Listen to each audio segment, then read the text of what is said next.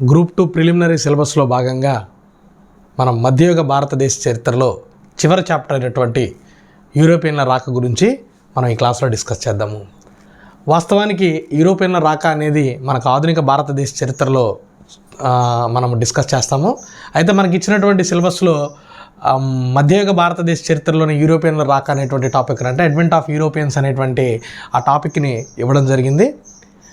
యూరోపియన్ల రాకతోనే భారతదేశంలో ఆధునిక భారతదేశ చరిత్ర ప్రారంభమైంది అని చెప్పి మనము చెప్పవచ్చు. యూరోపియన్ల రాక అంటే దీనికి ప్రధానమైనటువంటి కారణము ప్రాచీన కాలం నుంచి భారతదేశంతో విదేశీయులు చేసేటువంటి వర్తక వ్యాపార వాణిజ్యాలు ఈ వర్తక వ్యాపార వాణిజ్యాల కోసం భారతదేశంతో ప్రాచీన కాలం నుంచి కూడా మనకి వ్యాపార సంబంధాలు కొనసాగాయి అనేటువంటి విషయాన్ని మనము చర్చించాము. మౌర్యానంతర యుగంలో రోమ్ దేశంతోనూ చైనాతోనూ ఒక విపరీతమైనటువంటి వ్యాపారం జరిగింది. అంటే దాన్ని ఏజ్ ఆఫ్ మర్కెంటలిజం అని చెప్పి అన్నామని కూడా మనము ఆ క్లాస్లో డిస్కస్ చేశాము. అంటే ప్రాచీన కాలం నుంచి కూడా యూరోపియన్ దేశాలతోటి విదేశాలతోటి భారతదేశము వాణిజ్యాన్ని కొనసాగించింది. అయితే ఈ వాణిజ్యము అంతా కూడా మధ్యయుగ కాలానికి వచ్చేటప్పటికి కొంత బ్రేకులు పడ్డాయండి దానికి. ఇక్కడ నేను జనరల్గా మీకు ఒక మ్యాప్ వేస్తాను. ఇదంతా కూడా యూరప్ అనుకోండి. జస్ట్ ఇదంతా కూడా ఆఫ్రికా ఖండము. జస్ట్ మీకు అవగాహన కోసం వేస్తున్నానండి అంతే. ఇదంతా కూడా ఆఫ్రికా ఖండము.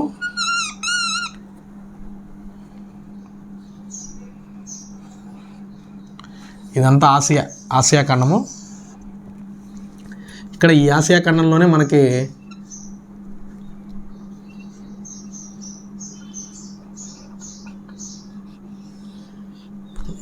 భారతదేశం ఇది. జస్ట్ మీకు అవగాహన కోసమేనండి, ఇదేం ఒరిజినల్ ఇది కాదు.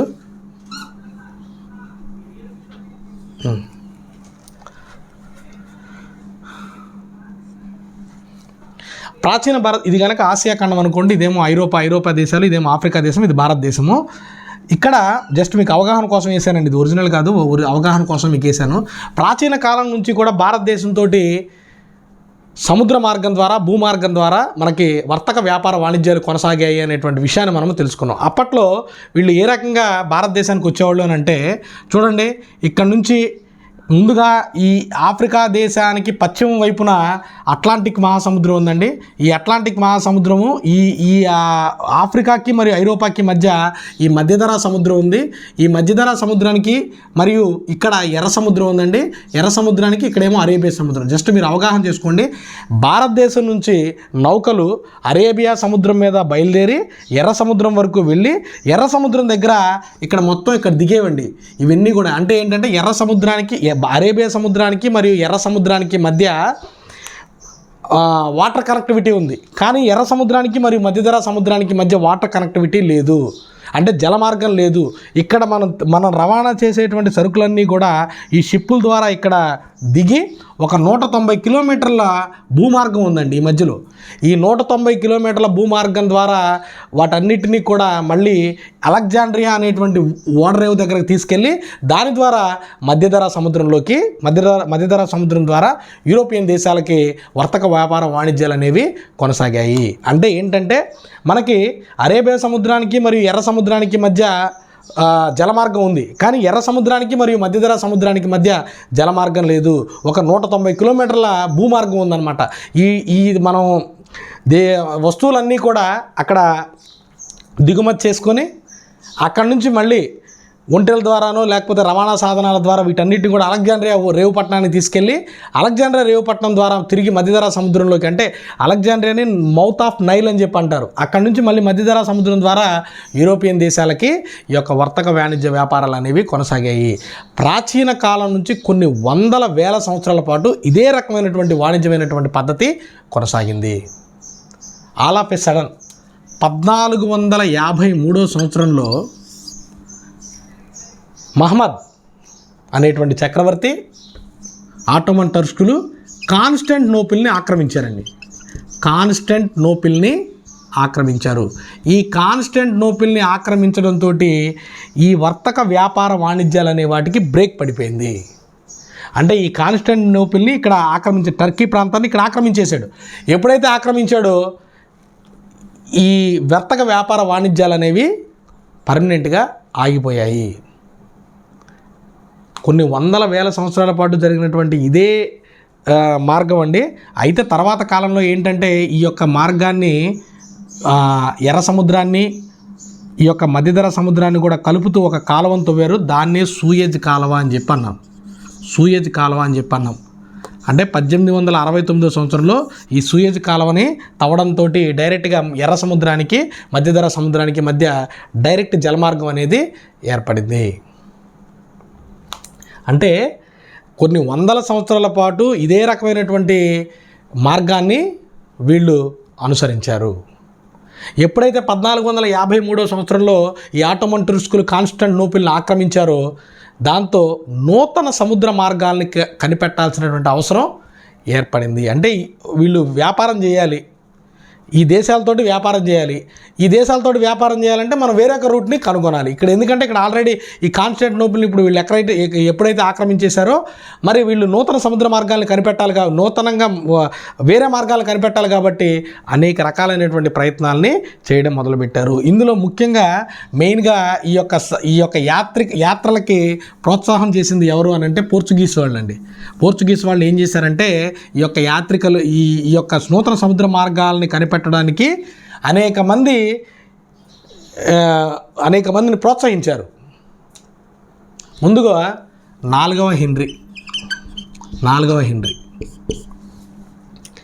ఈయన అనేక మంది ఈ నావికుల్ని ప్రోత్సహించి నూతన సముద్ర మార్గాలను కనిపెట్టేటువంటి ప్రయత్నం చేశాడు. అందులో భాగంగా మొట్టమొదటిసారిగా ఈ హెన్రీ అనే అతన్ని హెన్రీ ది నావిగేటర్ అని చెప్పి అంటారండి. హెన్రీ ది నేవిగేటర్ అని చెప్పి అంటారు. ఈ హెన్రీ నావిగేటర్ అనే వ్యక్తి ఈ నూతన సముద్ర మార్గాల్ని కనిపెట్టడానికి వీళ్ళకి ప్రోత్సాహం ఇచ్చాడు. ఇతని తర్వాత రెండవ జాన్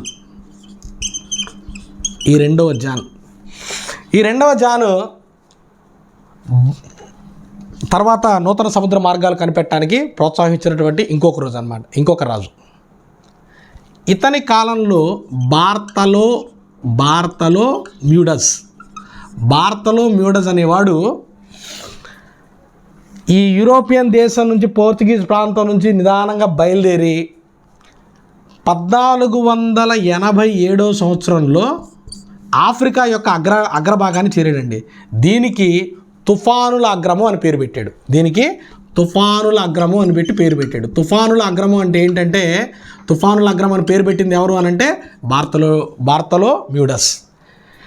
ఈ తుఫానుల అగ్రహానికి కేప్ ఆఫ్ గుడ్ హోప్ అనేటువంటి పేరు పెట్టింది ఎవరు అని అంటే రెండవ John. Cape of good hope అని పేరు పెట్టింది ఎవరంటే రెండవ జాన్. అంటే ఏంటంటే ఒకసారి మీరు ఊహించుకోండి, మన ప్రపంచ పటంలో ఆఫ్రికా యూరోపియన్ నుంచి బయలుదేరినటువంటి ఈ యొక్క నౌకలు గతంలో అట్లాంటిక్ మహాసముద్రంలో నుంచి మధ్యధరా సముద్రంలో నుంచి ఈ యొక్క సూయజ్ భూభాగం నుంచి ఎర్ర సముద్రంలో నుంచి అరేబియా సముద్రం ద్వారా ఈ దేశాలతోటి వ్యాపారం చేసేవాళ్ళు. నూతన సముద్ర మార్గాలు కనిపెట్టడంలో భాగంగా అట్లాంటిక్ మహాసముద్రం ద్వారా ఆఫ్రికా ఖండం యొక్క పశ్చిమ తీరం గుండా ప్రయాణం చేస్తూ ఆఫ్రికా యొక్క అగ్రాన్ని చేరడం జరిగింది. అక్కడ ఈ బార్తలో మ్యూడస్ అనేవాడు దానికి తుఫాన్ల అగ్రం అని పేరు పెట్టాడు. కేప్ ఆఫ్ గుడ్ హోప్ అని చెప్పి దానికి రెండవ జాను పిలవడం జరిగింది. ఈ క్రమంలో 1492 సంవత్సరంలో కొలంబస్ భారతదేశానికి సముద్ర మార్గాన్ని కొనిపెట్టేటువంటి ప్రయత్నం చేశాడండి. ఇతను ఏం చేశాడంటే యాక్చువల్గా ఈ ఐరోపా ఖండం అనుకోండి. ఐరోపా ఖండం నుంచి బయలుదేరినటువంటి యొక్క కొలంబస్ మళ్ళీ ఇక్కడ వేస్తానండి. ఐరోపా ఖండము, ఇది వచ్చేటప్పటికి ఆఫ్రికా ఖండము, ఇది ఆసియా, ఇది వచ్చేటప్పటికి ఇండియా. యాక్చువల్గా ఇక్కడ బయలుదేరిన వ్యక్తి ఈ రూట్లో వచ్చాడు అనమాట, బార్తలోమ్యూడస్. ఇక్కడికి వచ్చి అక్కడ ఆగిపోయాడు. అయితే కొలంబస్ ఇటు నుంచి స్టార్ట్ అయిపోయి, అంటే ఆ రోజుల్లో మనకి మ్యాప్లు కానీ ఈ యొక్క శాటిలైట్స్ కానీ ఏమీ లేవండి. తెరచాపల ద్వారా చేసేటువంటి ప్రయాణము ఈ విధంగా మనకి ఈ కొలంబస్ ఏమనుకున్నాడంటే ఒక 25,000 కిలోమీటర్లు వెళ్తే ఈ భూమిని చుట్టేసి వచ్చి ఈ యొక్క అగ్రాన్ని చేరొచ్చు అని చెప్పి భావించాడు. అయితే తన ప్రయాణం ఏమైందంటే దిశ మారి ఈ రకంగా వెళ్ళిందండి. దిశ మారి ఈ రకంగా వెళ్ళింది. యాక్చువల్గా ఆనాటికి ప్రపంచానికి తెలిసినటువంటి 3 ఖండాలు. ఒకటి యూరప్ ఖండము, ఆసియా ఖండము, రెండవది ఆఫ్రికా ఖండము. ఈ 3 మాత్రమే తెలుసు. అయితే దిశ మారినటువంటి కొలంబస్ 1492 సంవత్సరంలో బహమాస్ అనేటువంటి దీవులకి చేరాడు. బహమాస్ అనేటువంటి దీవులకి చేరాడు. యాక్చువల్గా కొలంబస్ ఏమనుకున్నాడంటే 25,000 కిలోమీటర్లు వెళ్తే మనం భారతదేశాన్ని చేరొచ్చు అని చెప్పి అనుకున్నాడు. కానీ 5,000 కిలోమీటర్లకు వెళ్ళంగానే అతనికి ఒక భూభాగం కనపడింది. ఇదే భారతదేశం అని చెప్పి భావించి తిరిగి తన దేశానికి వెళ్ళి మనం అనుకుంటున్నట్టుగా భారతదేశం ఎక్కడో లేదు, మనకి జస్ట్ ఒక 5,000 కిలోమీటర్ల దూరంలో ఉంది అనేటువంటి విషయాన్ని చెప్పడం జరిగిందనమాట. అయితే అతను కనుక్కున్నది, అతను యాక్సిడెంటల్గా కనుక్కుంది భారతదేశాన్ని కాదు, అమెరికాని. యాక్చువల్గా అమెరికాని కనుక్కున్నాడు అన్నటువంటి విషయం కూడా తనకు తెలియదు. తర్వాత కాలంలో అమెరిగో వెస్పుచ్చి అనేటువంటి నావికుడి యొక్క పేరు మీద 1 కాదు 2 సహజ వనరులతో కూడుకున్నటువంటి 2 అతిపెద్ద ఖండాలని ఐడెంటిఫై చేయడం జరిగింది. అతని పేరు మీదగానే ఉత్తర అమెరికా, దక్షిణ అమెరికా అనేటువంటి పేరు వచ్చిందనమాట. అంటే వాస్తవానికి కనుక్కున్నది కొలంబస్. అయితే అమెరిగో వెస్పుచ్చి అనేటువంటి నావికుడి యొక్క పేరు మీద ఆ 2 ఖండాలని ఉత్తర అమెరికా మరియు దక్షిణ అమెరికా అని చెప్పి పిలవడం జరిగింది. యాక్చువల్గా ఉత్తర అమెరికాలోనూ వీటిలో ఒక రెడ్ ఇండియన్లు అనేటువంటి ఒక గిరిజన జాతి ఉండేవాళ్ళండి. తర్వాత అనేక మంది అన్ని దేశాల నుంచి కూడా అక్కడికి వలసలిపోయి అమెరికాని సుభిక్షమైనటువంటి దేశంగా చేయడం జరిగింది. అమెరికాని యాక్సిడెంట్లుగా ఈ విధంగా కనుగొనడం జరిగింది అనమాట. అంటే 15వ శతాబ్దపు చివరిలో అమెరికా ఖండం అనేది కనిపెట్టడం జరిగింది. అప్పటి వరకు కూడా అమెరికా ఉందన్నటువంటి విషయం ఎవరికీ తెలియదండి. నెక్స్ట్, ఇక ఈ క్రమంలో 2వ ఇమానుయేలు రాజుగా, పోర్చుగల్ రాజుగా ఉన్నప్పుడు 2వ ఇమానుయేల్ II అనేటువంటి రాజుగా ఉన్నప్పుడు వాస్కోడా గామా అనేటువంటి నావికుడు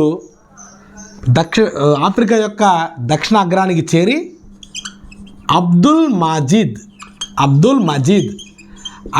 ఇక్కడికి 1497లో వచ్చినండి. అబ్దుల్ మాజీద్ అనేటువంటి ఒక గుజరాతీ వర్తకుడి యొక్క సహకారంతో కేరళలో ఉన్నటువంటి కాలికట్ అనేటువంటి ప్రాంతానికి చేరుకున్నాడండి. కాలికట్ అనేటువంటి ప్రాంతానికి 1498 మే 17వ తారీఖున చేరుకోవడం జరిగింది. భారతదేశ చరిత్రలోనే కాదు, ప్రపంచ చరిత్రలోనే అత్యంత విశిష్టమైనటువంటి రోజు 1498 మే 17వ తారీఖు. ఈ రోజు భారతదేశానికి ఒక రకంగా చెప్పాలంటే బ్లాక్ డే అనమాట. అంటే దుర్దినాలు స్టార్ట్ అయినాయని అర్థం. ఎప్పుడైతే కాలికట్కి ఈ యొక్క వాస్కోడా గామా చేరుకున్నాడో మొట్టమొదటిసారిగా నూతన ఒక సముద్ర మార్గాన్ని కనిపెట్టడం జరిగింది. అప్పటికే ఆల్రెడీ సముద్ర మార్గాలు ఉన్నాయి, కానీ ఏంటంటే నూతన సముద్ర మార్గాన్ని కనిపెట్టింది ఎవరు అనంటే వాస్కోడా గామా 1498 మే 17వ తారీఖున కాలికట్ అనేటువంటి ప్రాంతానికి చేరడంతో భారతదేశానికి బ్యాడ్ డే స్టార్ట్ అయినాయి అనమాట. యాక్చువల్గా భారతీయులకి ఉన్నటువంటి సాంప్రదాయం ఏంటంటే ఎవడొచ్చినా కానీ బాగానే ఇన్వైట్ చేస్తారు. ఆ రకంగా కాలికట్ వచ్చినటువంటి వాస్కోడా గామాకి ఆ కాలంలో ఉన్నటువంటి జామరూన్ అనేటువంటి చక్రవర్తి, యాక్చువల్గా ఇతని పేరు మనువిక్రమవర్మ. అయితే ఈ జామరూన్ అనేటువంటి చక్రవర్తి అతన్ని పిలిపించడం, అతనికి మంచి మర్యాదలు చేయటం, అతనికి కావలసినటువంటి కానుకలను ఇచ్చి పంపించడం జరిగింది. ఆ కానుకల్ని తన దేశంలో అమ్ముకోగా దాదాపుగా 60 రెట్ల లాభం వచ్చిందండి. ఈ వాస్కోడా గామాకి తాను భారతదేశం నుంచి తీసుకెళ్ళినటువంటి వస్తువుల విలువకి 60 రెట్ల విలువ రావడం జరిగింది. దీంతో పోర్చుగీస్ మళ్ళీ భారతదేశానికి రెండవసారి 1502వ సంవత్సరంలో రెండవసారి భారతదేశానికి రావడం జరిగింది.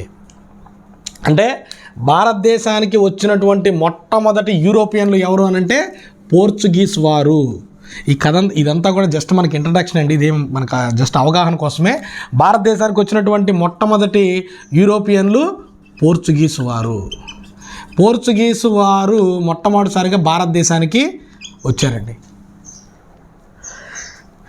పోర్చుగీసు వారికి భారతదేశంలో తూర్పు తీరంలోను పశ్చిమ తీరంలోను కొన్ని ముఖ్యమైనటువంటి మొట్టమొదటి స్థావరాన్ని కాలికట్లో ఏర్పాటు చేశారు. మనకి ఎగ్జామ్ పాయింట్ ఆఫ్ వ్యూలో మనకి ఇంపార్టెంట్ అయినటువంటి అవి. వీళ్ళు కేరళలో వీళ్ళ యొక్క ప్రధాన స్థావరాలండి. కేరళలో కాలికట్, కొచ్చిన్, క్రాంగనూర్ ప్రధాన స్థావరాలు. పోర్చుగీస్ వారి యొక్క ప్రధాన స్థావరాలు కేరళలో కాలికట్, కొచ్చిన్, క్రాంగనూర్, దాంతోపాటు క్యాననూర్,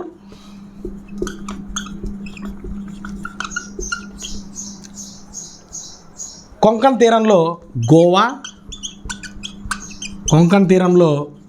గోవా, మహారాష్ట్రలో బొంబాయి, మహారాష్ట్రలో బొంబాయి, సాల్సెట్టి బేసిన్, గుజరాత్లో మహారాష్ట్రలో బొంబాయి, సాల్సెట్టి బేసిన్, గుజరాత్లో Surat, Bhavnagar, Diu and Daman. Surat, Bhavnagar, Diu and Daman. Surat, Bhavnagar, Diu and Daman. దాంతోపాటు బెంగాల్లో హుగ్లీ,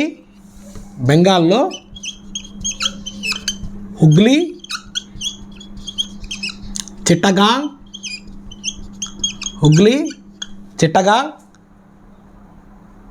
ఈ ప్రాంతాలు పోర్చుగీస్ వారి యొక్క ప్రధాన స్థావరాలు. మనకి ఖచ్చితంగా బిట్టుబట్టడానికి అవకాశం ఉందండి. ఇక్కడ నుంచి చాలా జాగ్రత్త చూడండి. భారతదేశంలో మొట్టమొదటిసారిగా వచ్చినటువంటి విదేశీయులు పోర్చుగీస్ వారు. వీళ్ళు పశ్చిమ తీరంలోను తూర్పు తీరంలోను స్థావరాలని ఏర్పాటు చేసుకున్నారు. భారతదేశంలో వీళ్ళు వచ్చిన తర్వాత గవర్నర్ వ్యవస్థను ప్రవేశపెట్టారండి. అంటే వీళ్ళు సాదాసీదా కంపెనీలు కాదు, వీళ్ళతో పాటు వీళ్ళకి వచ్చేటప్పుడు వీళ్ళకి సైన్యంతో కూడా కలిపి వచ్చేవాళ్ళు అనమాట. వీళ్ళు ఏంటంటే గవర్నర్ వ్యవస్థని ప్రవేశపెట్టారు. రాసుకోండి ఇవి. గవర్నర్ వ్యవస్థని అంటే పోర్చుగీసు వారు భారతదేశంలో గవర్నర్ వ్యవస్థని ప్రవేశపెట్టారు. ఆ విధంగా మొట్టమొదటి పోర్చుగీస్ గవర్నర్ ఎవరు అని అంటే మొట్టమొదటి Portuguese governor Francis D Almeida.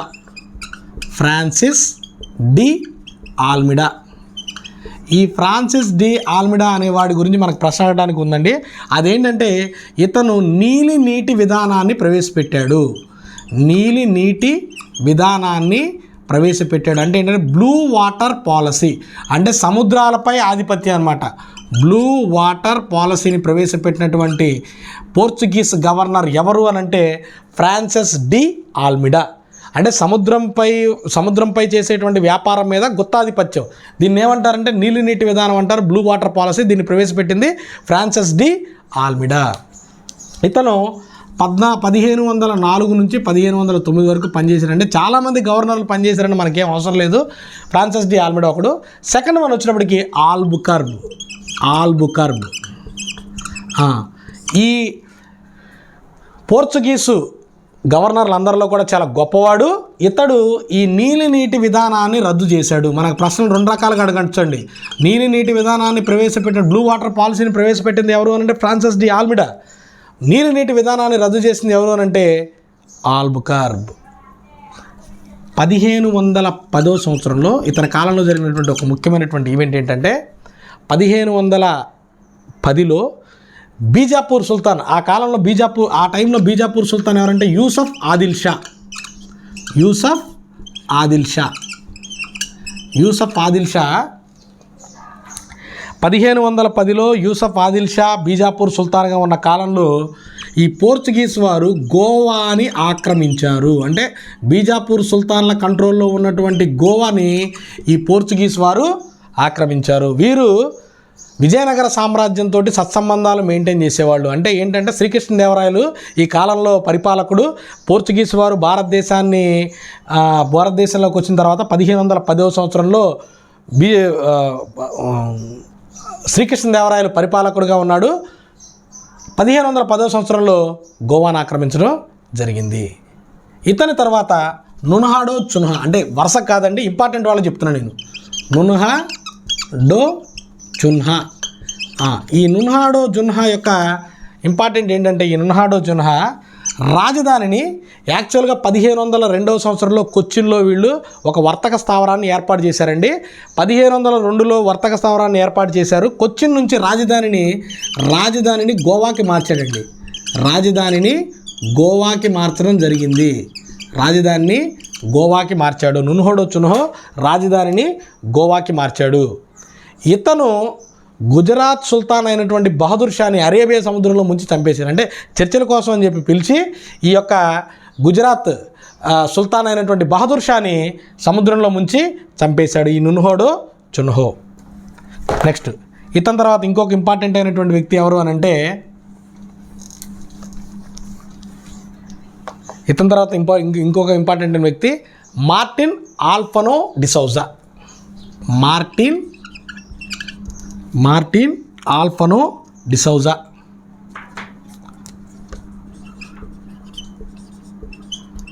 ఆల్ఫనోస్ D'Souza. ఇతని కాలంలో ఇంపార్టెంట్ ఏంటంటే గోవాలో ఒక క్రైస్తవ మత ప్రచారకుడు ఫ్రాన్సిస్ జేవియర్.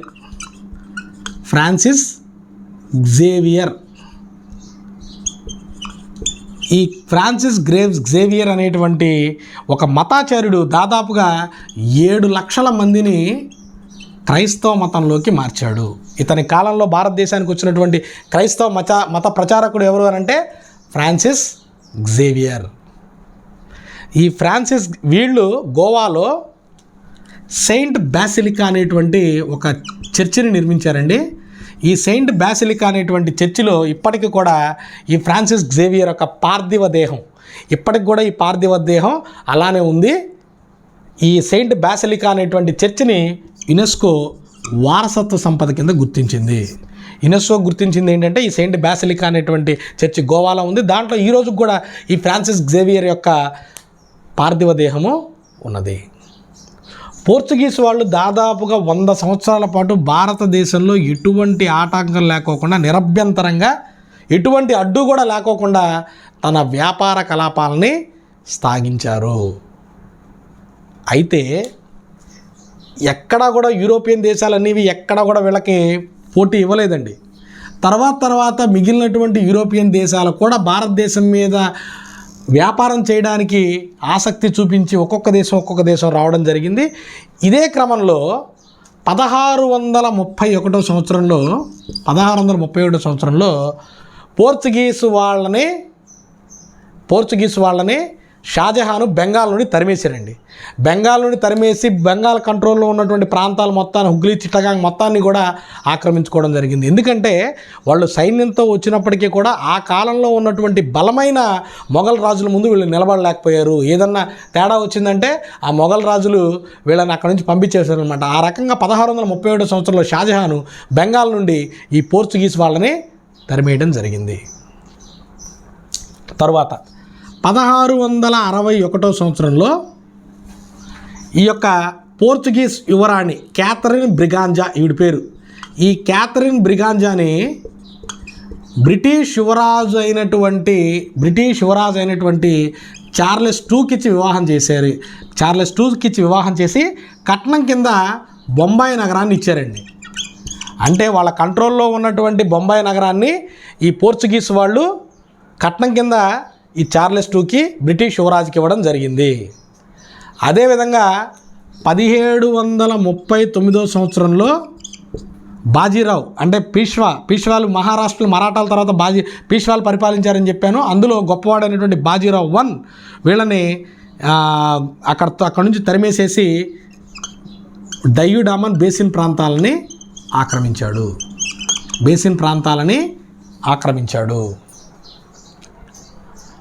ఒక్కొక్కటిగా ఒక్కొక్క రాష్ట్రంగా అన్నీ కోల్పోయినటువంటి పోర్చుగీస్ వాళ్ళకి చివరికి గోవా, డయ్యూ, డామన్ మాత్రమే మిగిలాయండి. గోవా, డయ్యూ, డామన్ మాత్రమే మిగిలాయి.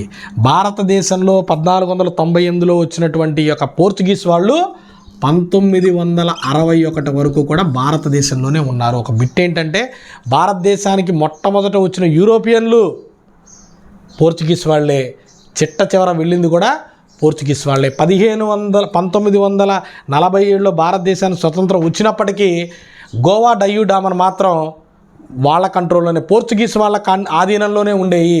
చివరికి ఆపరేషన్ విజయ్ పేరిట operation Vijay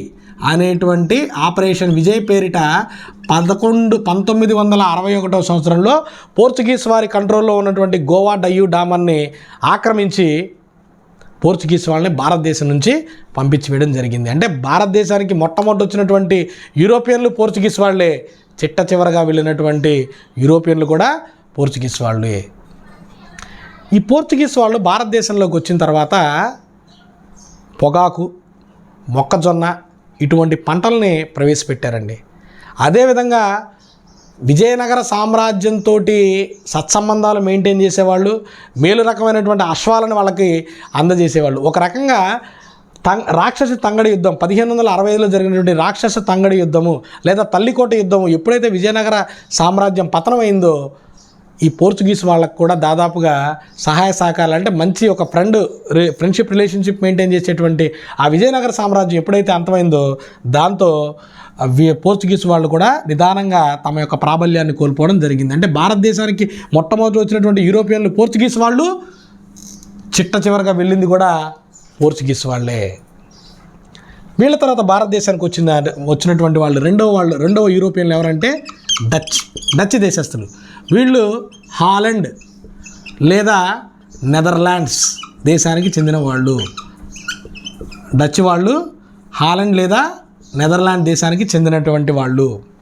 Dutch east India company అనేటువంటి పేరిట 1602 సంవత్సరంలో డచ్ ఈస్ట్ ఇండియా కంపెనీ పేరిట వీళ్ళు భారతదేశంలోకి వ్యాపారానికి రావడం జరిగింది. అయితే పోర్చుగీస్ వాళ్ళ యొక్క మొట్టమొదటి స్థావరం కాలికట్లో స్థాపించారు, తర్వాత కొచ్చిన్లో స్థాపించారు, తర్వాత వాళ్ళ రాజధానిని 1530లో గోవాకు మార్చారని చెప్పుకున్నాం. అయితే ఈ డచ్ వాళ్ళు మాత్రం తన తొలి స్థావరాన్ని ఆంధ్రాలో ఉన్నటువంటి మచిలీపట్నంలో ప్రారంభించారండి. ఇది ఆంధ్రాకి కూడా చాలా చాలా ఇంపార్టెంట్. ఆంధ్రాకి విచ్చేసినటువంటి మొట్టమొదటి యూరోపియన్లు ఎవరంటే డచ్ వాళ్ళు. భారతదేశానికి వచ్చినటువంటి మొట్టమొదటి యూరోపియన్లు ఎవరంటే పోర్చుగీస్ వాళ్ళు. ఆంధ్రాలో 1505లో మచిలీపట్నం దగ్గర తమ తొలి స్థావరాన్ని స్థాపించారు. ఆ తొలి స్థావరాన్ని స్థాపించింది ఎవరు అని అంటే వాడెంగన్ అనేవాడు 1505లో ఆంధ్రాలో మచిలీపట్నంలో తొలి స్థావరాన్ని స్థాపించాడు. దీని తర్వాత భీమునిపట్నము, నిజాంపట్నంలో కూడా వీళ్ళు తమ స్థావరాలని స్థాపించడం జరిగింది. తమిళనాడులో 1610 సంవత్సరంలో పులికాట్ దగ్గర ఇంకొక స్థావరాన్ని స్థాపించారు. దీన్ని వాన్ రీడ్ స్థాపించాడు. బెంగాల్లో ఇవి మనకి ఇంపార్టెంట్ అండి, ఎక్కడెక్కడ వాళ్ళకు ఉన్నాయని చెప్పి అడుగుతారు. బెంగాల్ ప్రాంతంలో హుగ్లీ చిన్సురా అనేటువంటి ఈ రెండు ప్రాంతాల్లో కూడా వీళ్ళకి వర్తక స్థావరాలని స్థాపించారు. ఈ చిన్సురా దగ్గర వీళ్ళు డేవిడ్ గెస్టావాస్ అనేటువంటి ఒక కోటను కూడా నిర్మించారండి. డేవిడ్ గెస్టావాస్ అనేటువంటి ఒక కోటను కూడా నిర్మించడము జరిగింది. వీళ్ళకి ఒరిస్సాలో బాలాసోర్ అనేటువంటి ప్రాంతంలో కూడా వీళ్ళకి వర్తక స్థావరము ఉన్నది. 1690 సంవత్సరంలో డచ్ ప్రధాన కేంద్రం నాగపట్నానికి మారింది. 1690లో డచ్ ప్రధాన కేంద్రం నాగపట్నానికి మారినది. జాగ్రత్తగా గుర్తుపెట్టుకోవాలండి. పోర్చుగీస్ వాళ్ళ తొలి స్థావరం కాలికట్, తర్వాత స్థావరం కొచ్చిన్, రాజధాని గోవా 1630లో మారింది. డచ్ వాళ్ళ తొలి స్థావరం మచిలీపట్నం 1605, తరువాత పులికాట్ 1690 సంవత్సరంలో వాళ్ళ యొక్క ప్రధాన స్థావరం నాగపట్నానికి మారింది. ఇక 1759 సంవత్సరంలో బదేరా అనేటువంటి యుద్ధంలో బ్రిటిష్ వాళ్ళ చేతిలో ఓడిపోయి వీళ్ళు భారతదేశం నుంచి వెళ్ళిపోవడం జరిగింది. అంటే డచ్ వాళ్ళు 1759 సంవత్సరంలో బదేరా యుద్ధంలో ఓడిపోవడం జరిగింది. అంటే పోర్చుగీస్ వాళ్ళ తర్వాత భారతదేశానికి వచ్చినటువంటి రెండవ యూరోపియన్లు ఎవరు? డచ్ వాళ్ళు. వాళ్ళ స్థావరాలు ఏంటి, వాళ్ళ రాజధాని ఏంటి, ఎవరు స్థాపించారు, ఇటువంటి ప్రశ్నలు రావడానికి మనకు అవకాశం ఉంది. నేను ఇంకా మీకు ఏం డెప్త్గా చెప్పట్లేదండి, చాలా లైట్గా చెప్తున్నాను, ఎందుకంటే మనకు టైం ఒకటి లేదు. రెండోది ఇంపార్టెంట్ పాయింట్స్ వరకు మాత్రం మీకు నేను ఇన్ఫర్మేషన్ ఇస్తున్నాను, అందుకే చాలా స్పీడ్గా కంప్లీట్ చేయడం జరుగుతుంది. దీన్ని ఏంటంటే ఓన్లీ ఇంపార్టెంట్ పాయింట్స్ వరకే మీకు నేను ఇవ్వడం జరుగుతుంది. నెక్స్ట్, డచ్ వాళ్ళ తర్వాత భారతదేశానికి వచ్చింది ఎవరు అని అంటే బ్రిటిష్ వాళ్ళు. డచ్ వాళ్ళ తర్వాత భారతదేశానికి వచ్చింది ఎవరు అని అంటే బ్రిటిష్ వాళ్ళు. బ్రిటిష్ వాళ్ళు 1600 సంవత్సరంలో British East India Company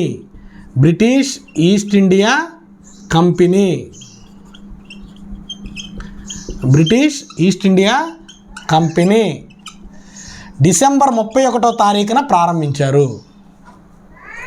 December 31వ తారీఖున ఎలిజబెత్ రాణి అనుమతి తీసుకొని వీళ్ళు బ్రిటిష్ ఈస్ట్ ఇండియా కంపెనీ అనే దాన్ని ప్రారంభించారు. ఈ బ్రిటిష్ రాణి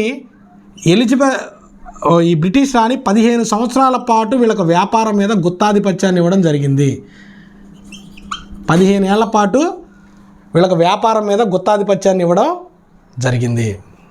అంటే 1600 సంవత్సరంలో డిసెంబర్ 31వ తారీఖున ప్రారంభించినటువంటి యొక్క బ్రిటిష్ ఈస్ట్ ఇండియా కంపెనీ 15 ఏళ్ల పాటు భారతదేశంలో వ్యాపారం చేసుకోవడానికి వీళ్ళకి అనుమతులు లభించాయి. అంటే గుత్తాధిపత్యం అంటే ఏంటంటే మిగిలిన ఏ దేశాలు కూడా తూర్పు దేశాలతో వ్యాపారం చేయకూడదండి, అది దాని సూత్రం. 1608 సంవత్సరంలో అప్పటి బ్రిటిష్ రాజు జేమ్స్ వన్ ఈ 15 ఏళ్ల గుత్తాధిపత్యంగా ఉన్నటువంటి ఈ అధికారాలని అపరిమిత కాలానికి పెంచాడు. అంటే టైమ్లెస్ అన్నమాట. ఎంతకాలమైనట్టంటే తదుపరి ఉత్తర్వులు వచ్చేంత వరకు కూడా వీళ్ళు వ్యాపారాన్ని చేసుకోవచ్చు అనేటువంటి ఒక ఫర్మానాన్ని వాళ్ళకి ఇవ్వడం జరిగింది. ఫలితంగా 1813 సంవత్సరం వరకు భారతదేశంలో వ్యాపారానికి ఈస్ట్ ఇండియా కంపెనీకి గుత్తాధిపత్య అధికారాలు వచ్చాయి. అంటే 1600లో ప్రారంభమైనటువంటి British East India Company Elizabeth రాణి 15 సంవత్సరాల పాటు వాళ్ళకి అధికారాలు ఇస్తే 1608లో వచ్చినటువంటి జేమ్స్ వన్ వీళ్ళకి అపరిమిత అధికారాలను ఇవ్వడం జరిగింది. నెక్స్ట్, బ్రిటిష్ వాళ్ళు మనం గతంలో జహాంగీర్ కాలంలో 2 బ్రిటిష్ అధికారులు సందర్శించారని చెప్పుకున్నాం. మొట్టమొదటి 1608లో మొట్టమొదటిసారి కెప్టెన్ హాకిన్స్ వచ్చాడు.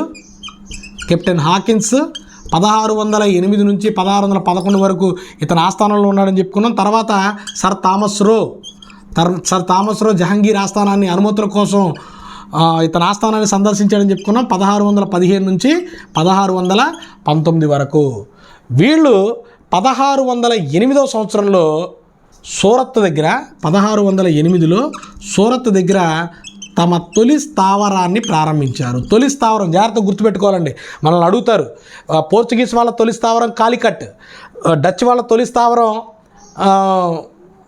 మచిలీపట్నం, తూర్పు తీరంలో బ్రిటిష్ వాళ్ళ తొలి స్థావరం సూరత్. చూడండి, ఇక్కడ వర్తక స్థావరాలు కూడా మనకు తూర్పు తీరము పశ్చిమ తీరం అని చెప్పి ఉంటుంది. మనకి పశ్చిమ తీరంలో బ్రిటిష్ వారి యొక్క తొలి స్థావరము సూరత్. 1611 సంవత్సరంలో తూర్పు తీరంలో వీళ్ళు మచిలీపట్నం దగ్గర తమ తొలి స్థావరాన్ని స్థాపించారు. అంటే మీరు జాగ్రత్తగా గుర్తుపెట్టుకోవాలి, బ్రిటిష్ వాళ్ళు పశ్చిమ తీరంలో ప్రారంభించినటువంటి తొలి స్థావరము సూరత్ 1608, తూర్పు తీరంలో స్థాపించినటువంటి తొలి స్థావరము మచిలీపట్నము 1611. 11. గ్లోబు అనేటువంటి నౌకలో కెప్టెన్ హిప్పన్ నాయకత్వంలో మచిలీపట్నం చేరుకొని ఆనాటి గోల్కొండ పాలకుడైనటువంటి సుల్తాన్ మొహమ్మద్ కులీ కుతుబ్ షా దగ్గర వీళ్ళు అనుమతుల్ని తీసుకోవడం జరిగింది. అంటే అదే కాలంలో ఆంధ్ర ప్రాంతాన్ని పాలిస్తుంది ఎవరంటే గోల్కొండ నవాబులండి. గోల్కొండ నవాబులు సుల్తాన్ మొహమ్మద్ కులీ కుతుబ్ షా దగ్గర వీళ్ళు అనుమతులు తీసుకోవడం జరిగింది. 1651 సంవత్సరంలో బెంగాల్ దగ్గర హుగ్లీ అనేటువంటి ప్రాంతంలో వీళ్ళు తమ వర్తక స్థావరాన్ని స్థాపించారు. బ్రిటిష్ వాళ్ళు తమ వర్తక స్థావరాన్ని హుగ్లీ దగ్గర ప్రారంభించారు. భారతదేశంలో బ్రిటిష్ వాళ్ళు 3 మహానగరాలను నిర్మించారండి. ఈరోజు మనం ఏదైతే భారతదేశంలో ఉన్నటువంటి గొప్ప గొప్ప నగరాలని చెప్పుకుంటున్నామో అట్లా 3 మహానగరాలు నిర్మించారు. అందులో మొదటిది మద్రాసు.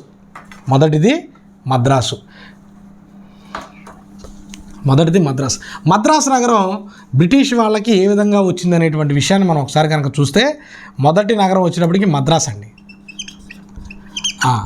యాక్చువల్గా ఈ మద్రాస్ అనేది ఆనాడు చంద్రగిరి రాజు యొక్క కంట్రోల్లో ఉండేది. చంద్రగిరి రాజు ఎవరు అనంటే 3వ వెంకటపతి రాయలు. ఆ కాలంలో చంద్రగిరి రాజు ఎవరు అనంటే 3వ వెంకటపతి రాయలు. ఈ 3వ వెంకటపతి రాయలు యొక్క కంట్రోల్లో ఈ యొక్క మద్రాస్ ఉండేది. 1639లో ఫ్రాన్సిస్ డే అనేటువంటి అధికారి దామెర్ల వెంకటాద్రి నాయుడు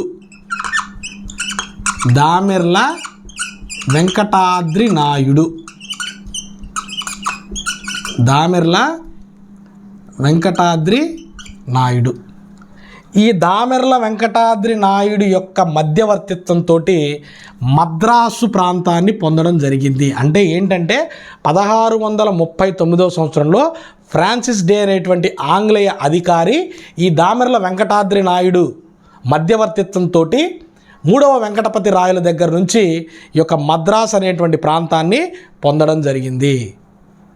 ఈ మద్రాస్ అనేటువంటి ప్రాంతాన్ని దామెర్ల వెంకటాద్రి నాయుడు అనేటువంటి వాళ్ళ తండ్రి పేరు చెన్నప్ప. ఈ చెన్నప్ప పేరు మీద చెన్నపట్టణం అని చెప్పి పిలవడం మొదలుపెట్టారు. ఈ చెన్నపట్టణమే తరువాత కాలంలో మద్రాస్ అయింది. ఆ మద్రాసే ప్రస్తుతం మనము ఏమని పిలుస్తున్నామండి? చెన్నై అని చెప్పి పిలుస్తున్నాము. ఈ మద్రాస్ ప్రాంతమే ప్రస్తుతం చెన్నై అని చెప్పి పిలుస్తున్నాము. ఇక్కడ ఆంగ్లేయులు 1640-41 మధ్యలో సెయింట్ జార్జ్ కోటని నిర్మించారు. చూడండి, బ్రిటిష్ వారు మద్రాసులో నిర్మించినటువంటి కోట పేరు ఏంటంటే సెయింట్ జార్జ్ కోట. వీళ్ళ యొక్క ప్రధానమైనటువంటి స్థావరం అప్పటికి ఆర్మగావ్ అండి. ఆర్మగావ్ నుంచి మద్రాస్కి మార్చారు. వీళ్ళ యొక్క ప్రధాన స్థావరము మద్రాస్కి మార్చారు. ఆర్మగావ్ అంటే ప్రస్తుతం నెల్లూరు జిల్లాలో ఉన్నటువంటి దుగ్గిరాజపట్నం. దీనికి కేంద్రం ఇక్కడ పోర్టు కూడా నిర్మిస్తారని చెప్తుందండి. దుగ్గిరాజపట్నం, ఈ దుగ్గిరాజపట్నాన్ని ఆర్మగావ్ అని చెప్పి పిలుస్తారు. అంటే వాళ్ళ ప్రధాన స్థావరము ఆర్మగావ్ నుంచి మద్రాస్కి మార్చడం జరిగింది. జాగ్రత్తగా గుర్తుపెట్టుకోండి బిట్లు. తొలి స్థావరము సూరత్, తూర్పు తీరంలో తొలి స్థావరము మచిలీపట్నం. ఫ్రాన్సిస్ డే దామెర్ల వెంకటాద్రి నాయుడు యొక్క మధ్యవర్తిత్వంతో 3వ వెంకటపతి రాయల దగ్గర నుంచి మద్రాస్ అనేటువంటి ప్రాంతాన్ని కొనుగోలు చేసి చెన్నపట్నం అనేటువంటి పేరు పెట్టారు. అక్కడ 1640 నుంచి 41లో సెయింట్ జార్జ్ అనేటువంటి కోటని మార్చి ఆర్మగావ్ నుంచి తమ రాజధానిని మద్రాస్ ప్రాంతానికి మార్చారు. ఆర్మగావ్ అంటే ప్రస్తుతం ఉన్నటువంటి దుగ్గిరాజపట్నం. మద్రాసు ప్రెసిడెన్సీ 1684లో ఏర్పడిందండి. దేశంలోనే మొట్టమొదటి ప్రెసిడెన్సీ 1684లో ఏర్పడింది. 1687లో మద్రాసు మున్సిపాలిటీగా మారింది. దేశంలోనే మొట్టమొదటి మున్సిపాలిటీ మద్రాసు మున్సిపాలిటీ 1687వ సంవత్సరం. ఇది మద్రాసు నగరాన్ని ఈ రకంగా బ్రిటిష్ వారు పొందడం జరిగింది. మద్రాసు తర్వాత రెండో ఇంపార్టెంట్ నగరం ఏంటంటే బొంబాయి పట్టణం. రెండో ఇంపార్టెంట్ది బొంబాయి. ఇంతకుముందు క్లాస్ ఇందాక చెప్పాను నేను, 1661 సంవత్సరంలో పోర్చుగీస్ వారి దగ్గర నుంచి వీళ్ళు కట్నంగా బొంబాయి ప్రాంతాన్ని పొందారు అని చెప్పుకున్నాం. ఈ బొంబాయి ప్రాంతాన్ని పొందినటువంటి యొక్క పోర్చుగీస్ వారు 1668 సంవత్సరంలో, అంటే పోర్చుగీస్ వారి నుంచి ఈ యొక్క బొంబాయి పట్టణాన్ని బ్రిటిష్ వాళ్ళు తీసుకున్నారు కట్నం కింద. బ్రిటిష్ రాజు 1668 సంవత్సరంలో దీనికి ఈ ప్రాంతాన్ని గెరాల్డ్ అంగియార్ అనేటువంటి ఒక బ్రిటిష్ అధికారికి ఇవ్వడం జరిగింది. ఈయనే బొంబాయి నగర నిర్మాత ఈ గెరాల్డ్ అంగియార్. అంటే 1661 సంవత్సరంలో కట్నం కింద తీసుకున్నటువంటి యొక్క బొంబాయి ప్రాంతాన్ని ఆ బ్రిటిష్ రాజు గెరాల్డ్ అంగియార్ అనేటువంటి ఈ యొక్క అధికారికి ఇవ్వడం జరిగింది. ఇతనే బొంబాయి నగర నిర్మాత. గెరాల్డ్ అంగియారే బొంబాయి నగర నిర్మాత. ఇది 1818 సంవత్సరంలో ఒక ప్రెసిడెన్సీగా ఉందండి. 1684లో మద్రాసు ప్రెసిడెన్సీ, 1818లో బొంబాయి ప్రెసిడెన్సీ. చాలా జాగ్రత్తగా గుర్తుపెట్టుకోవాలి వీటిని. నెక్స్ట్ తర్వాత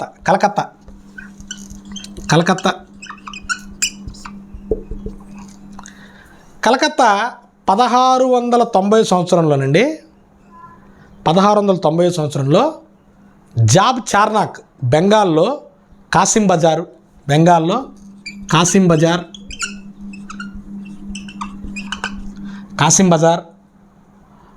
గోవిందాపూర్,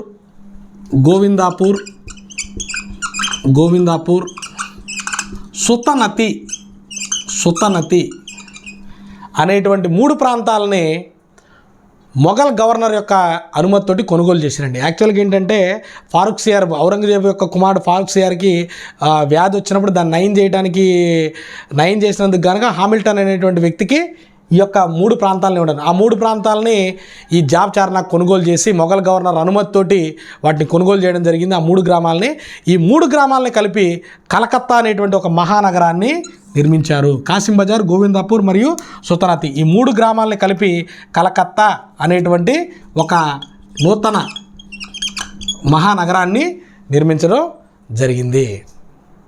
ఇక్కడ ఫోర్ట్ విలియం అనేటువంటి కోటను నిర్మించారండి. ఫోర్ట్ విలియం కోటలు చాలా చాలా ఇంపార్టెంట్. సెయింట్ జార్జ్ కోట మద్రాసు, సెయింట్ డేవిడ్ కోట బొంబాయి, ఫోర్ట్ విలియం కోట కలకత్తా కోటను నిర్మించారు. ఇది 1700 సంవత్సరంలో కలకత్తా ప్రెసిడెన్సీగా మారింది. 1684లోనేమో మద్రాసు ప్రెసిడెన్సీ, 1700 సంవత్సరంలోనేమో కలకత్తా ప్రెసిడెన్సీ, 1818లోనేమో బొంబాయి ప్రెసిడెన్సీ. దీనికి ఈ నగర నిర్మాత జాబ్ చార్నాక్ అండి. ఈ నగర నిర్మాత జాబ్ చార్నాక్. మొట్టమొదటి అధ్యక్షుడు చార్లెస్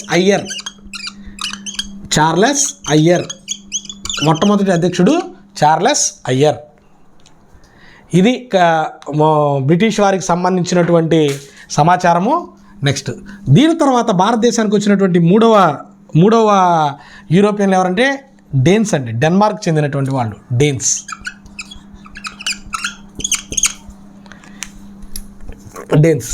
డేన్స్ అంటే డెన్మార్క్ చెందిన వాళ్ళు. చూడండి, మొట్టమొదట వచ్చింది పోర్చుగీస్ వాళ్ళు, తర్వాత వచ్చింది డచ్ వాళ్ళు, తర్వాత వచ్చింది బ్రిటిష్ వాళ్ళు, తర్వాత వచ్చింది డేన్స్ వాళ్ళు. వీళ్ళు 1616 సంవత్సరంలో స్థాపించబడిందండి ఈ డేన్ వర్తక సంఘం. వీళ్ళకి భారతదేశంలో రెండు ప్రాంతాలు ఉన్నాయండి. రెండు ప్రాంతాలు భారతదేశంలో వీళ్ళకి ఉన్నటువంటి రెండు ప్రాంతాలు ఏంటంటే, ఒకటి సేరంపురం, ఇది వెస్ట్ బెంగాల్లో ఉందండి, ఇది పశ్చిమ బెంగాల్లో ఉంది ఇది. రెండోది ట్రాంక్విబార్, ఇది వచ్చినప్పటికీ తమిళనాడులో ఉంది. ఈ రెండు ప్రాంతాలను 1845 సంవత్సరంలో ఈ రెండు ప్రాంతాలను అప్పటి బ్రిటిష్ గవర్నర్ జనరల్ అయినటువంటి మొదటి హార్డింగ్ 1,20,00,000 రూపాయలకి కొనుగోలు చేసాడండి వీళ్ళ దగ్గర. ఈ రెండు ప్రాంతాలని కూడా 1,20,00,000కి కొనుగోలు చేశాడు. దీంతో డేన్స్ భారతదేశం నుంచి తిరిగి వెళ్ళిపోయారు. అంటే డేన్స్ గురించి పెద్ద ఇన్ఫర్మేషన్ లేదు, వాళ్ళకున్న రెండు ప్రాంతాలు, జస్ట్ వాళ్ళు వచ్చి వాళ్ళకున్నటువంటి ప్రాంతాలని అమ్మేసుకొని వెళ్ళిపోవడం జరిగింది. ఇక భారతదేశానికి చిట్ట చివరిగా వచ్చిన వాళ్ళు ఎవరు అనంటే ఫ్రెంచ్ వాళ్ళండి. భారతదేశానికి చిట్ట చివరిగా వచ్చిన వాళ్ళు ఎవరు అనంటే ఫ్రెంచ్ వాళ్ళు. ఫ్రెంచ్ చిట్ట చివరిగా వచ్చింది ఫ్రెంచ్ వాళ్ళు.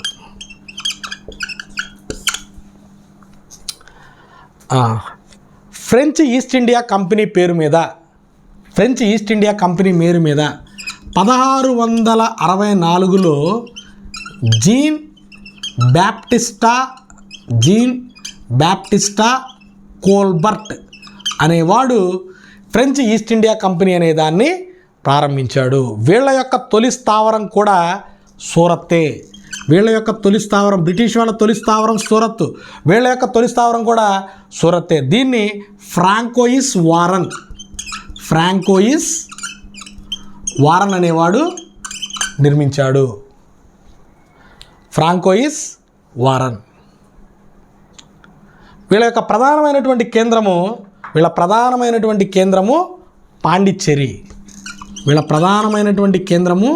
పాండిచ్చేరి. జాగ్రత్తగా గుర్తుపెట్టుకోవాలండి ప్రధానమైనటువంటి కేంద్రాలు ఏంటని చెప్పి. పాండిచ్చేరి. వీళ్ళు 1669వ సంవత్సరంలో మచిలీపట్నంలో, చూడండి తూర్పు తీరంలోనే మచిలీపట్నానికి ఇంపార్టెన్స్ ఉంది, పశ్చిమ తీరంలోనేమో సూరత్కి ఇంపార్టెంట్ ఉంది. మచిలీపట్నంలో వీళ్ళు 2వ వర్తక కేంద్రాన్ని ప్రారంభించారు. వీళ్ళకు కూడా గవర్నర్ వ్యవస్థను ప్రవేశపెట్టారు. 1673వ సంవత్సరంలో వీళ్ళ యొక్క తొలి గవర్నరు ఫ్రాంకోయిస్ మార్టిన్. ఈ ఫ్రాంకోయిస్ మార్టినే పాండిచ్చేరి నగర నిర్మాత.